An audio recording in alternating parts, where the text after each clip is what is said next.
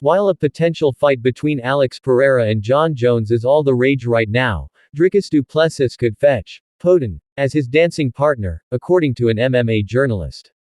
Talking to Submission Radio during their year-ending podcast, industry veteran Luke Thomas gave his take on a few fantasy matchups for 2025. As Thomas sees it, Stillknocks, taking on the light heavyweight champion might not be far-fetched if the South African passes a few tough tests at 185 pounds. Elaborating on how du Plessis could secure the Pereira matchup, he said, "If he beats those guys, that's a huge yeah. I don't know if he can beat those guys. I think that's a little harder to do. But I'll just say if you go out and beat Khamzat, Chimaev, and Sean Strickland in the same year, you can fight whoever you wanna fight after that. No question in mind at all, zero."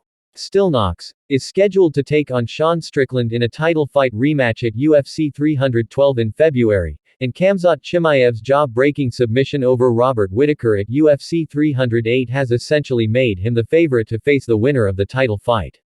Interestingly, du Plessis has called out Pereira in the past. During the UFC 305 post-fight press conference, the 30-year-old dismissed Poatan's plans to move down to middleweight, claiming he'd be happy to move up to face the Brazilian. While Alex Pereira once held the middleweight crown, reigning champion Dricus du Plessis is convinced that moving back down to the division wouldn't serve Poatan well. As Stillknocks sees it, his power would be too much for the light heavyweight champion to handle, seeing as former champion Israel Adesanya has already knocked him out in the past.